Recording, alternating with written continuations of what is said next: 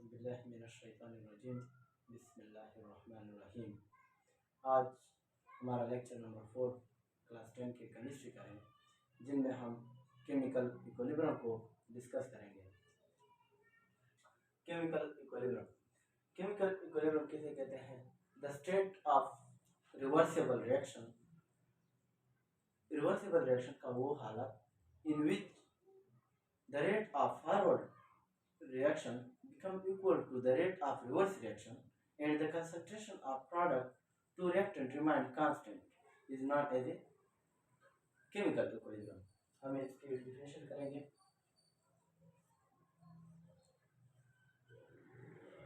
The state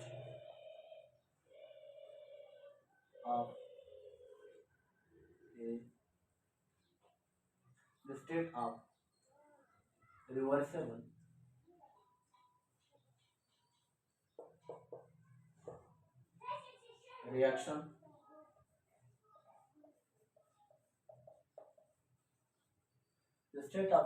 reaction in which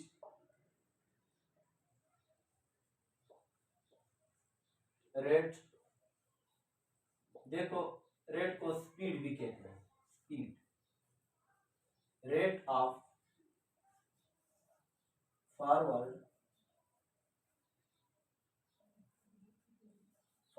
reaction become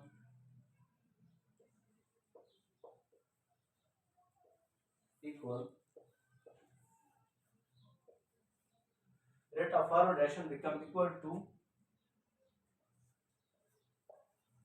the rate of reverse reaction and the concentration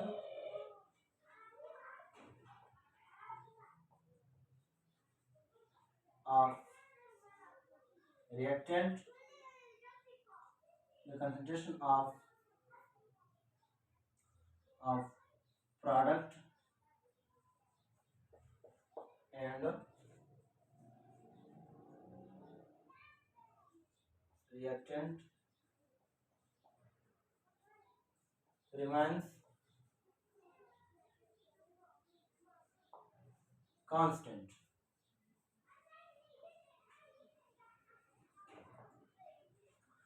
देखो chemical equilibrium किसे कहते हैं? The state of reversible reaction in which the rate या speed of forward reaction become equal to the rate of reverse reaction and the concentration of product and reactant remain constant. Reversible reaction का वो हालत जिसमें हमारे साथ जो forward reaction का जो स्पीड है वो रिवर्स रिएक्शन की स्पीड के बराबर हो जाए और उनमें जो रिएक्टेंट और प्रोडक्ट की जो कंसंट्रेशन मिकदार है वो भी बरकरार रह जाए, यानी वो कम ज्यादा ना हो, उसमें चेंज ना आए। तो इसको हम क्या कहते हैं? इसको हम केमिकल इक्विलिब्रियम कहते हैं। केमिकल इक्विलिब्रियम के हम एक जनरल फार्मूला हम ले लेते हैं। जनरल फॉर्म, इसमें हमारे साथ rate of forward reaction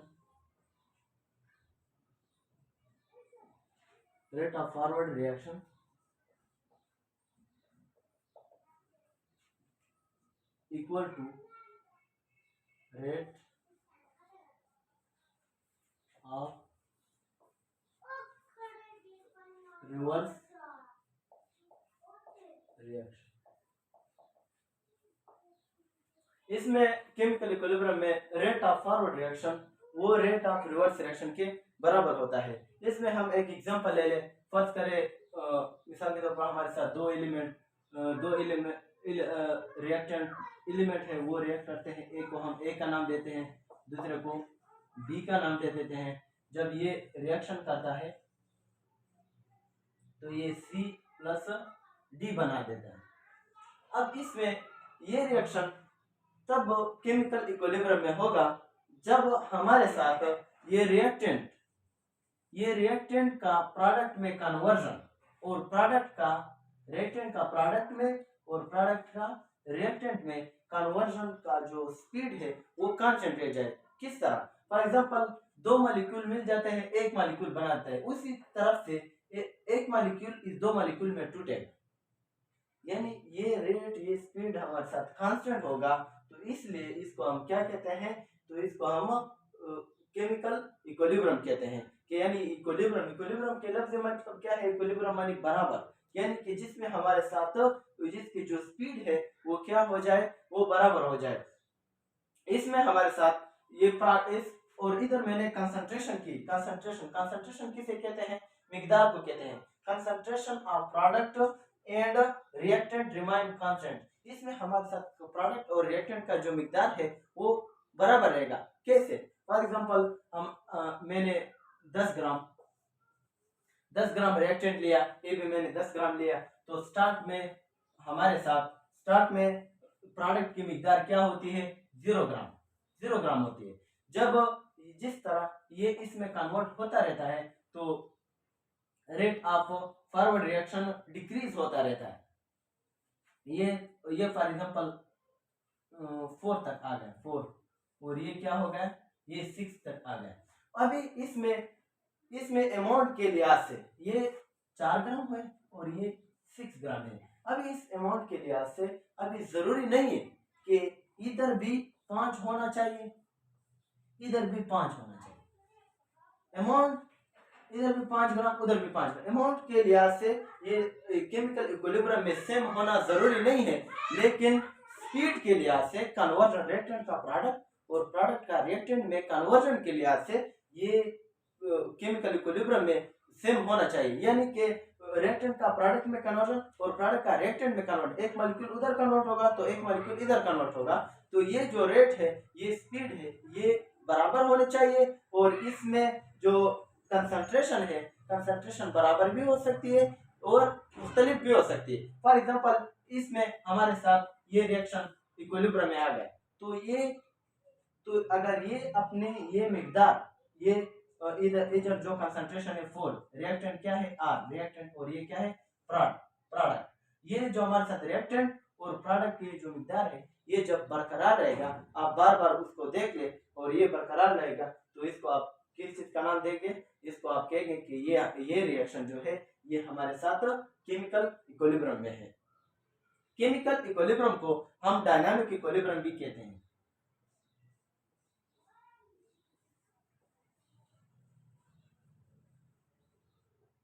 dynamic equilibrium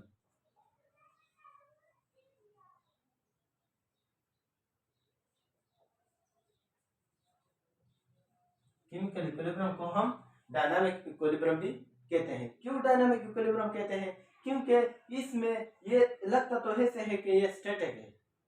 इसमें फॉर एग्जांपल आप 10 मिनट के बाद इसमें कंसंट्रेशन 4 होगा और इसमें 6 होगा, प्रोडक्ट की मिकदार 6 होगी और रिएक्टेंट की मिकदार 4 होगी। जब आप 10 और मिनट के बाद देखोगे तो उधर भी ये कंसंट्रेशन बराबर होगी, तो इसको और यानी ये स्टैटिक लगेगा, लेकिन इसके बावजूद ये स्टैटिक नहीं होता, ये इसमें बराह रास्त कन्वर्जन होता है। एक मॉलिक्यूल इधर कन्वर्ट होता है तो ये 5 हो जाते हैं, वो भी 5 हो जाते हैं, तो ऑटोमेटिकली स्पॉन्टेनियसली इससे एक मॉलिक्यूल इसमें कन्वर्ट हो जाता है। तो इस तरह ये अपनी कंसंट्रेशन रिएक्टेंट और प्रोडक्ट की कंसंट्रेशन ये क्या रखता है?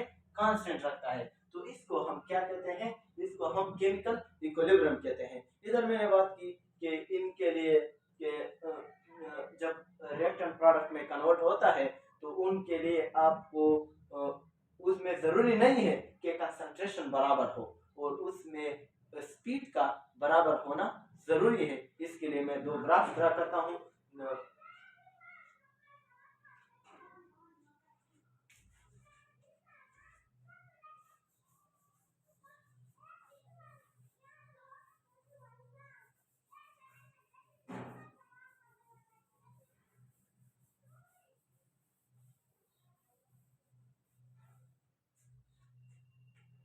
इसके लिए देखो फॉर एग्जांपल ये हमारे साथ y एक्सिस है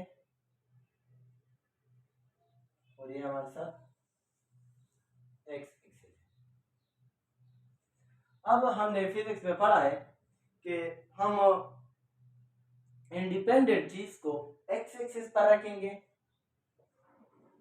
और डिपेंडेंट चीज को वाई एक्सिस पर रखेंगे। तो इसके साथ इधर इनिशियली कंसंट्रेशन क्या होती है, 0 होती है, और इसके ऊपर कुछ मिकदार में होती है। तो इधर हमारे साथ हम इधर टाइम रखते हैं। टाइम क्यों रखते हैं? अभी मैंने बताया कि हम जो इंडिपेंडेंट चीज होती है वो एक्स एक्सिस पर रखते हैं और जो डिपेंडेंट होती है वो हम वाई एक्सिस पर रखते हैं। तो इसके साथ सबसे पहले मैं आपको ये साबित करूंगा, इस चीज का ग्राफ ड्रा करूंगा कि इसकी जो रेट है ये रिएक्टेंट का प्रोडक्ट और प्रोडक्ट का रिएक्टेंट में जो कन्वर्जन है ये कांस्टेंट होगा। ये किसे कांस्टेंट होगा, इसके लिए मैं एक ग्राफ आपको ड्रा करता हूँ। सबसे पहले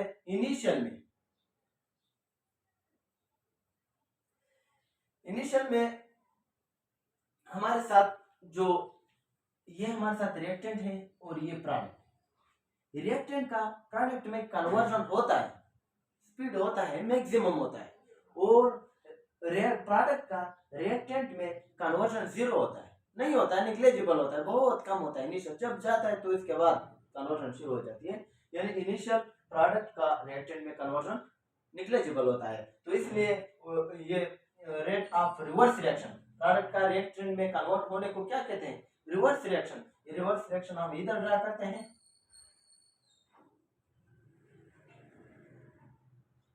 रिवर्स रिएक्शन, और फॉरवर्ड रिएक्शन। और जो फॉरवर्ड रिएक्शन रिएक्टेंट का प्रोडक्ट में कन्वर्ट होने को क्या कहते हैं, फॉरवर्ड रिएक्शन, और प्रोडक्ट का रिएक्टेंट में कन्वर्ट होने को रिवर्स रिएक्शन कहते हैं। तो ये जो फॉरवर्ड रिएक्शन है इसकी कुछ मखसूस वैल्यू होती है, मैं इसलिए इसको इधर ड्रा करता हूँ और दूसरे को 0 एक्सिस पर ड्रा करता हूँ, तो 0 पॉइंट पर ड्रा करता हूँ। तो इधर हमारे साथ इस फॉरवर्ड रिएक्शन,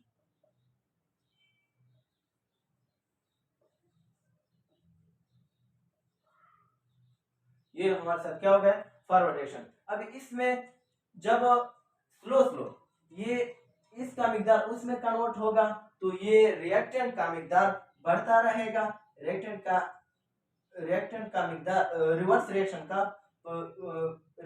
का स्पीड बढ़ता रहेगा और फॉरवर्ड रिएक्शन का स्पीड स्लो होता रहेगा। आखिर में एक ऐसा कंडीशन आ जाएगा कि हमारे साथ ये रिवर्स रिएक्शन और फॉरवर्ड रिएक्शन ये दोनों बराबर हो जाते हैं। देखो ये बराबर हो गया, ये टाइम गुजरता है लेकिन ऊपर इधर हम क्या ड्रा करते हैं, इधर हम रेट ड्रा करते हैं। रेट किसे कहते हैं, बार बार मैंने कहा कि रेट किसे कहते हैं, स्पीड को कहते हैं। ये हमारे साथ स्पीड हो गया। तो इसमें तो ये हमारे साथ ये इस ग्राफ से हमने ये अखज़ किया कि हमारे साथ वक्त के साथ फॉरवर्ड रिएक्शन क्या होता है। देखो नीचे आ रहा है, फॉरवर्ड रिएक्शन डिक्रीज होता है, डिक्रीजेस एंड रिवर्स रिएक्शन, जो रिवर्स रिएक्शन है ये क्या होता है, ये इंक्रीज होता है, इंक्रीज। और इस पॉइंट को हम क्या कहते हैं, इक्विलिब्रियम पॉइंट, क्योंकि इस पॉइंट पर ये रिएक्शन जो है ये ए बी का जो रिएक्शन है और सी डी बनाता है ये किस स्टेट में आ जाता है, इक्विलिब्रियम स्टेट में आ जाता है। और इसे हमने दूसरी ये नतीजा हासिल की कि इस कि किसी भी केमिकल इक्विलिब्रियम में किसी भी रिएक्शन में हमारे साथ किसी भी रिएक्शन में जो हमारे साथ केमिकल इक्विलिब्रियम में हो उसमें हमारे साथ जो रेट है ये क्या है, रेट ऑफ फॉरवर्ड रिएक्शन और रिवर्स रिएक्शन दोनों बराबर होंगे, दोनों क्या होंगे, बराबर होंगे। तब हमारे साथ जाकर इसको हम क्या कहेंगे, इक्विलिब्रियम कहेंगे। इसके बाद हमारे साथ एक दूसरा ग्राफ है, वो हमें क्या बताएगा, वो हमें ये साबित करेगा कि रिएक्टेंट और प्रोडक्ट का मिकदार बराबर भी होनी चाहिए, बराबर भी हो सकती है, मुख्तलिफ भी हो सकती है। जरूरी नहीं है कि रिएक्टेंट और प्रोडक्ट का जो कंसंट्रेशन है वो हमारे साथ क्या हो, जरूरी हो। इसके लिए मैं इधर ड्रा कर लूंगा।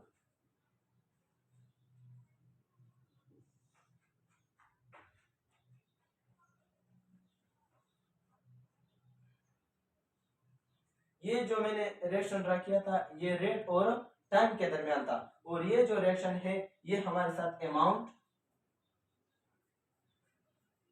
और इधर टाइम, टाइम की ड्रा। इधर मैंने टाइम क्यों ड्रा किया, क्योंकि ये एक्स एक्सिस पर है और एक्सिस ये मैंने एक कार्टेशियन कोऑर्डिनेट लिया जिसमें हमारे साथ 2 डायमेंशनली शो करता है, ये एक्स एक्सिस और ये वाई एक्सिस। एक्सिस पर हम टाइम ड्रा करते हैं, वाई एक्सिस पर हम क्या ड्रा करते हैं, डिपेंडेंट चीज। टाइम देखो, टाइम ये जो अमाउंट है ये इस पर डिपेंड करता है। जब टाइम ना गुजरे तो अमाउंट में कुछ अमाउंट नहीं बढ़ेगा। जब टाइम अमाउंट हो या ना हो, अमाउंट में चेंज आए या ना आए, तो हमारे साथ टाइम आज़ादी के साथ जाता रहेगा, यानी वक्त किसका इंतजार नहीं करता। इसकी ये मिसाल हम दे देते हैं कि इसमें हमारे साथ, इसलिए ये इंडिपेंडेंट है, इसको एक्सेस और इसको वाई एक्सेस पर ड्रा करते हैं। इनिशियली जब हम देखते हैं कि अमाउंट, अब हम एक इधर अमाउंट ड्रा करेंगे, मैं अमाउंट को इधर ड्रा करूं, रिएक्टेंट और प्रोडक्ट, रिएक्टेंट को इधर ड्रा करूं या प्रोडक्ट को इधर ड्रा करूं। इसमें देखो इनिशियली हमारे साथ रिएक्टेंट क्या होते हैं, रिएक्टेंट ज्यादा होते हैं और प्रोडक्ट जीरो होते हैं, प्रोडक्ट कम होते हैं, तो इसलिए हम रिएक्टेंट इधर ड्रा करेंगे, रिएक्टेंट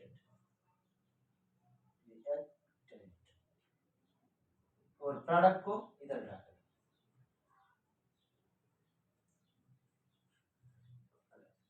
अभी जो प्रोडक्ट का ये हमारे साथ रिएक्टेंट है, नो नो सॉरी, इधर हमारे साथ रिएक्टेंट होगा